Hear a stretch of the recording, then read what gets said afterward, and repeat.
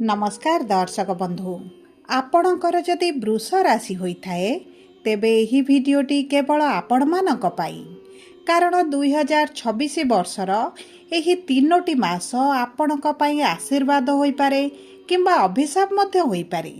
यही April May जून 3 मास आपणक जीवनर मुख्य 3 मास हेबा पाई जाउछि। काहेकि हेबो ताहा आगकू आपणकू निश्चित भाବରେ जणाइबी। देखंतु दीर्घ 12 वर्ष पर देवगुरु बृहस्पति उच्चस्थ हेबा पाई जाउछंती, जहा फଳରେ गुरुंकर गोचर एही 3 मासकू बहुत अधिक प्रभावित करिबो एवं आपणक जीवन रे जो समस्या बढ़ी जाइछि एबे गुरु जेहेतु शुभ ग्रह शुभ कार्यर कारक ग्रह देवता अटंती आपणकर समस्या गुड़ी को दूर करिवे एवं आशा ठारू अधिक शुभ फल प्रदान करिवे। जदि आपणक जातकरे बा जन्मकुंडली रे गुरु उच्च थिबे तेबे आपण हेउचंदी बहुत अधिक भाग्यवान। जहाँ आपण आशा करू नथिले स्वप्न रे भाबी नथिले पूरण हेबो बोली ताहा मध्य पूरण हेबो। जदि भी आपणक कुंडली रे गुरुंकर स्थिति मध्यम रहिथिबो तेबे मध्य आपणको शुभ फल प्रदान करिवे। किंतु जदि आपणक कुंडली रे गुरु पीड़ित थिबे मृत थिबे नीच थिबे बा वृद्धावस्था रे थिबे तेबे आपणको एतेटा शुभ फल प्रदान न करि पारंती। किंतु गुरुंकर किछिटा प्रतिकार कले किछिटा उपाय कले आपणको निश्चित भावरे शुभ फल प्राप्ति हेबो।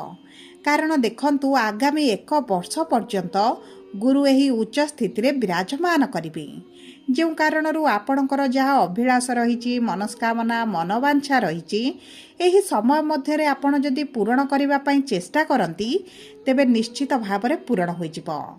एवं सबु परे आसंतु जानिबा ओडिया नूतन पांजी कोन कहूची आपणकर आगामी 3 मास केमिति रहिबो, केउ तारीख गुड़िकरे की प्रकार परिवर्तन आसिबो, विशेष भावरे एही 3 मास मध्यरे केउ क्षेत्र रे अधिक सतर्क रहिबे ताहा हेउची सबुठारु गुरुत्वपूर्ण।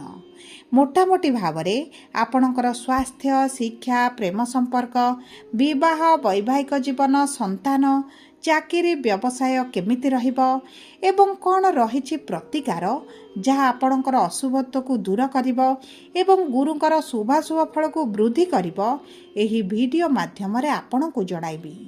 किंतु वीडियोटी आरंभ करिबा पूर्वरु जदि आपणकर भी वृष राशि होइथाए एवं आपण भी ईश्वर को आंतरिक भक्ति एवं विश्वास करती तेबे वीडियोटी को लाइक करंतु।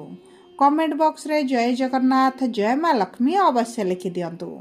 ता सहित आम सह जोगाजोग करिबा पई वीडियोर मध्य भाग रे एक व्हाट्सएप नंबर टी दिया जाइछि, जो नंबर साहाय्य आपण आम सह जोगाजोग करी निजर नूतन कुंडली प्रस्तुत करि परिबे, कुंडली विश्लेषण कराई परिबे किंबा आपणकर चाकरी विवाह व्यवसाय प्रेम संपर्क शिक्षा स्वास्थ्य को नहीं किछि समस्या रहिछि ताहार सहजरे एवं स्वल्प मूल्य रे समाधान करि परिबे।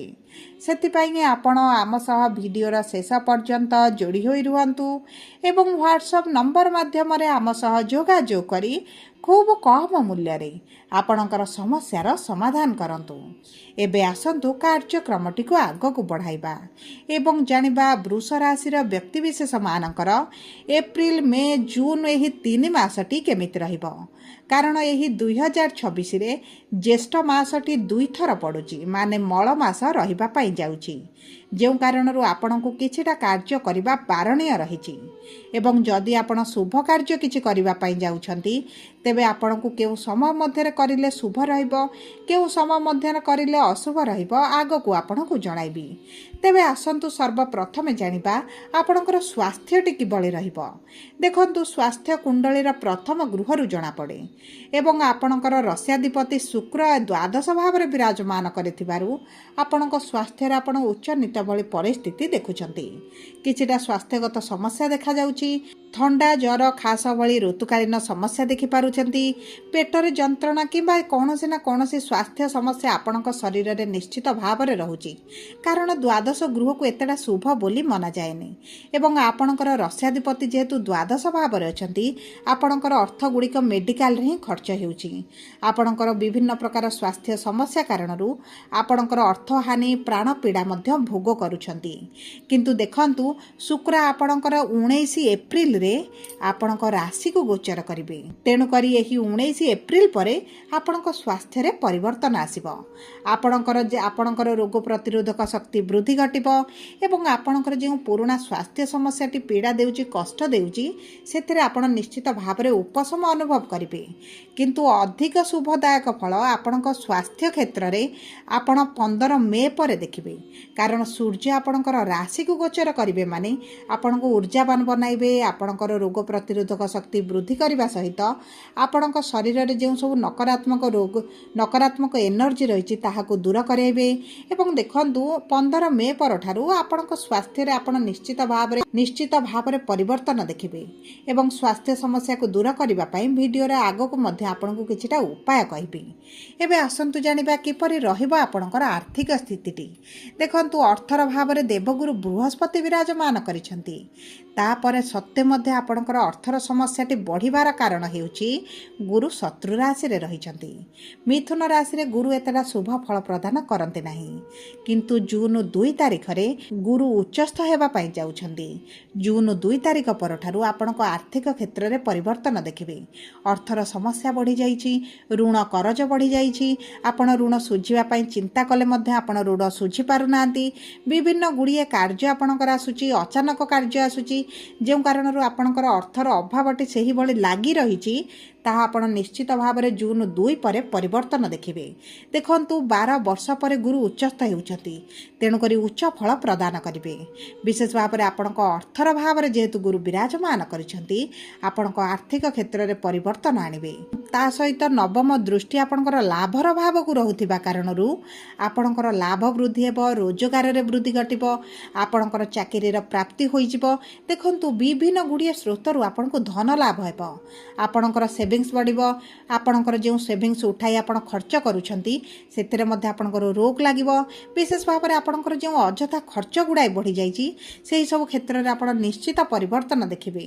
ତା ସହିତ ଆସନ୍ତୁ ଜାଣିବା କିପରି ରହିବ ଆପଣଙ୍କର ଶିକ୍ଷା, ସନ୍ତାନର ଯୋଗ ଏବଂ ଆପଣଙ୍କର ପ୍ରେମ ସମ୍ପର୍କ। ଦେଖନ୍ତୁ ଶିକ୍ଷାର ଭାବର ସ୍ୱାମୀ ହେଉଛନ୍ତି ବୁଧ ଏବଂ ବିରାଜମାନ କରିଛନ୍ତି 10ମ ଭାବରେ ଏବଂ ଏହି 11 ଏପ୍ରିଲରେ ଆପଣଙ୍କର ଏକାଦଶ ଭାବକୁ ଯିବେ ଏବଂ ସପ୍ତମ ଦୃଷ୍ଟି ଆପଣଙ୍କର ପଞ୍ଚମ ଭାବକୁ ପ୍ରଦାନ କରିବେ। ତେଣୁକରି 11 ଏପ୍ରିଲ ପରଠାରୁ ଶିକ୍ଷା କ୍ଷେତ୍ରରେ ବିଦ୍ୟାର୍ଥୀମାନଙ୍କୁ ଉଚ୍ଚ ସଫଳତା ପ୍ରାପ୍ତି ହେବ। ଆପଣଙ୍କ ଶିକ୍ଷା କ୍ଷେତ୍ରରେ ଆପଣଙ୍କୁ ଯେକୌଣସି ନିଷ୍ପତ୍ତି ନେବା ପାଇଁ ଚାହୁଁଛନ୍ତି ତାହା ଆପଣଙ୍କ ପାଇଁ ଶୁଭଦାୟକ ରହିବ। ଆପଣଙ୍କର ଶିକ୍ଷା କ୍ଷେତ୍ରରେ ଯଦି କିଛିଟା ରୋକ ଲାଗିଯାଇଛି, ବାଧା ପ୍ରତିବନ୍ଧକ ଦେଖୁଛନ୍ତି, ତେବେ ତାହା ମଧ୍ୟ ଦୂର ହୋଇଯିବ। ଉଚ୍ଚଶିକ୍ଷାର ଯଦି ଅଭିଳାଷରେ ଅଛନ୍ତି ତେବେ ମଧ୍ୟ ଉଚ୍ଚଶିକ୍ଷା କରିବା ପାଇଁ ବହୁତ ଗୁଡ଼ିଏ ସୁଯୋଗ ଆପଣଙ୍କୁ ପ୍ରାପ୍ତ ହେବ। ଦେଖନ୍ତୁ ଆପଣ ଯଦି ଶିକ୍ଷା ପାଇଁ ବିଦେଶ ଯିବା ପାଇଁ ଚାହୁଁଥିଲେ ତେବେ ମଧ୍ୟ ଆପଣଙ୍କ ଭାଗ୍ୟ ଆପଣଙ୍କ ସାଥ ଦେଉଛି। ବିଶେଷ ଭାବରେ 11 ମେ ପରଠାରୁ ବିଦେଶ ଯିବା ପାଇଁ ଆପଣଙ୍କର ବହୁତ ଭଲ ସମୟ ରହିବ। ତା ସହିତ ଦେଖନ୍ତୁ ସନ୍ତାନ ପ୍ରାପ୍ତି ପାଇଁ ଆପଣଙ୍କର ସମୟ ବହୁତ ଅଧିକ ଶୁଭଦାୟକ ରହିଛି। ଯଦି ଆପଣ ସନ୍ତାନ ପ୍ରାପ୍ତି ପାଇଁ ଚେଷ୍ଟା କରନ୍ତି ନିଶ୍ଚିତ ଭାବରେ ଶୁଭ ଫଳ ପ୍ରାପ୍ତି କରିବେ ଏବଂ ଗୁରୁ ଆପଣଙ୍କର ତୃତୀୟ ଭାବକୁ ଗୋଚର କରିବା କ୍ଷଣି ଆପଣଙ୍କର ଭାଗ୍ୟର ଭାବକୁ ସପ୍ତମ ଦୃଷ୍ଟି ପ୍ରଦାନ କରୁଥିବାରୁ ଭାଗ୍ୟ ଆପଣଙ୍କର ସାଥ ଦେବ। ଏବଂ ଦେଖନ୍ତୁ ଯଦି ଆପଣଙ୍କ ପ୍ରେମ ସମ୍ପର୍କରେ ସମସ୍ୟା ଚାଲିଛି, ପ୍ରେମ ବିବାହ କରିବା ପାଇଁ ଚାହୁଁଛନ୍ତି କିନ୍ତୁ ପ୍ରେମ ବିବାହରେ ବାଧାବିଘ୍ନ ଦେଖୁଛନ୍ତି, ତେବେ ମଧ୍ୟ ଜୁନ 2 ତାରିଖ ପରଠାରୁ ଆପଣଙ୍କ ପ୍ରେମ ସମ୍ପର୍କରେ ଶୁଭ ଫଳ ପ୍ରାପ୍ତି କରିବେ। କାରଣ ଗୁରୁଙ୍କର ପଞ୍ଚମ ଦୃଷ୍ଟି ଆପଣଙ୍କର ବିବାହର ଭାବକୁ ରହିବ। ତେଣୁକରି ଆପଣଙ୍କ ପ୍ରେମ ସମ୍ପର୍କକୁ ବିବାହରେ ପରିଣତ କରିବା ପାଇଁ ଜୁନ 2 ତାରିଖ ପରଠାରୁ ଅତି ଉତ୍ତମ ସମୟ ରହିଛି। ଏବେ ଆସନ୍ତୁ ଜାଣିବା କିପରି ରହିବ ଆପଣଙ୍କର ବୈବାହିକ ସମ୍ପର୍କ ଏବଂ ବିବାହର ଯୋଗ। ଦେଖନ୍ତୁ ବିବାହର ଭାବର ସ୍ୱାମୀ ହେଉଛନ୍ତି ମଙ୍ଗଳ, ଯିଏ ନିଜ ରାଶିକୁ ସ୍ୱରାଶିକୁ ପ୍ରବେଶ କରିବେ 11 ମେରେ ଏବଂ ତାପରେ 21 ଜୁନରେ ଆପଣଙ୍କର ରାଶିକୁ ଗୋଚର କରିବେ। ସପ୍ତମ ଦୃଷ୍ଟି ନିଜ ବିବାହର ଭାବକୁ ବା ସ୍ୱଗୃହକୁ ପ୍ରଦାନ କରିବେ। ତା ସହିତ ଗୁରୁ ମଧ୍ୟ ଉଚ୍ଚସ୍ଥ ହୋଇଯିବେ, ପଞ୍ଚମ ଦୃଷ୍ଟି ବିବାହର ଭାବକୁ ଦେବେ। ତେଣୁକରି ବିବାହ ପାଇଁ ଆପଣଙ୍କ ପାଇଁ ଅତି ଉତ୍ତମ ସମୟ ରହିଛି। ଯେକୌଣସି ବ୍ୟକ୍ତିଙ୍କର ଯଦି ବିବାହରେ ଆପଣ ବାଧାବିଘ୍ନ ଦେଖୁଛନ୍ତି, ଯାହା ବି କାରଣ ହେଇଥାଉ ତାହା ଆପଣଙ୍କର ଦୂର ହୋଇଯିବ।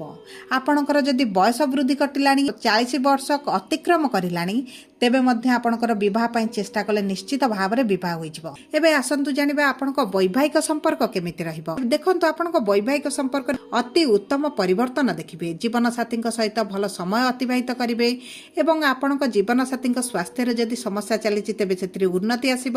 ଆପଣଙ୍କ ଜୀବନସାଥୀଙ୍କ ଭାଗ୍ୟ ତାଙ୍କ ସାଥ ଦେବା ଆରମ୍ଭ କରିବ। ଯଦି କିଛି ବ୍ୟବସାୟ କରୁଛନ୍ତି, ଚାକିରି କରିଛନ୍ତି, ତେବେ ସେହି କ୍ଷେତ୍ରରେ ଶୁଭ ପରିବର୍ତ୍ତନ ଦେଖିବେ।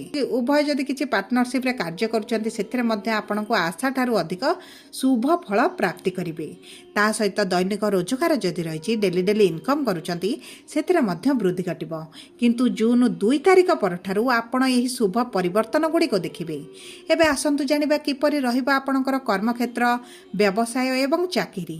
ଦେଖନ୍ତୁ ଆପଣଙ୍କ କର୍ମର ଭାବରେ ରାହୁ ଏବଂ ବୁଧ ବିରାଜମାନ କରିଛନ୍ତି, ଯେଉଁ କାରଣରୁ ଆପଣଙ୍କ କଥାର ଅନ୍ୟର୍ଥ କରାଯାଉଛି। ଆପଣଙ୍କର ଅଯଥାରେ ଶତ୍ରୁ ବୃଦ୍ଧି ଘଟୁଛନ୍ତି ଏବଂ ତାହା ସହିତ ଆପଣଙ୍କର ବହୁତ ଗୁଡ଼ିଏ କାର୍ଯ୍ୟ ଆପଣଙ୍କ ପାଇଁ ହିଁ ଅସୁବିଧାରେ ରହୁଛି, ଆପଣଙ୍କ ପାଇଁ ଅଧାରେ ରହୁଛି ଏବଂ ଆପଣଙ୍କ ଉପରେ ଦୋଷାରୋପ ଯେଉଁ କରାଯାଉଛି ତାହା ଆପଣ 11 ଏପ୍ରିଲ ପର୍ଯ୍ୟନ୍ତ ଅନୁଭବ କରିବେ। 11 ଏପ୍ରିଲରେ ବୁଧ ଆପଣଙ୍କର ଏକାଦଶ ଭାବକୁ ଗୋଚର କରିବା କ୍ଷଣି ଆପଣଙ୍କ କର୍ମକ୍ଷେତ୍ରରେ ଆସୁଥିବା ସମସ୍ୟା ଗୁଡ଼ିକ ଦୂର ହୋଇଯିବ। ଚାଲାକ ଚତୁର ବୁଦ୍ଧିମାନ ହେବେ ଏବଂ ବହୁତ ସହଜରେ ନିଜର କାର୍ଯ୍ୟଗୁଡ଼ିକ ହାସଲ କରିବେ। ତା ସହିତ ଯଦି ଆପଣଙ୍କ କର୍ମକ୍ଷେତ୍ରରେ ପ୍ରମୋସନ ଅଟକିକି ରହିଛି କିମ୍ବା ଆପଣଙ୍କର ସାଲାରୀ ଇନକ୍ରିମେଣ୍ଟ ହୋଇପାରୁନି, ତେବେ ତାହା ମଧ୍ୟ ଆପଣଙ୍କର ହୋଇଯିବ। ଦେଖନ୍ତୁ କର୍ମକ୍ଷେତ୍ର ହେଉ, ବ୍ୟବସାୟ କିମ୍ବା ଚାକିରି ହେଉ, ଆପଣଙ୍କ ପାଇଁ ଶୁଭଦାୟକ 11 ଏପ୍ରିଲ ପରଠାରୁ ରହିବ। ଅତ୍ୟଧିକ ଶୁଭ ଫଳ ଆପଣ ଜୁନ୍ 2 ତାରିଖ ପରଠାରୁ କର୍ମକ୍ଷେତ୍ରରେ ଦେଖିବେ। ଯଦି ଆପଣ ସରକାରୀ ଚାକିରି ପାଇଁ ଚେଷ୍ଟା କରୁଛନ୍ତି, ତେବେ ସରକାରୀ ଚାକିରି ପ୍ରାପ୍ତ ହୋଇଯିବ ଏବଂ ଯଦି ଆପଣ ପ୍ରାଇଭେଟ ଚାକିରି ପାଇଁ ମଧ୍ୟ ଚେଷ୍ଟା କରୁଛନ୍ତି, ପରୀକ୍ଷା ଇଣ୍ଟରଭ୍ୟୁ ଦେଉଛନ୍ତି, ତେବେ ଆପଣଙ୍କ ପାଇଁ ତ ବହୁତ ଅଧିକ ଶୁଭଦାୟକ ସମୟ ରହିଛି।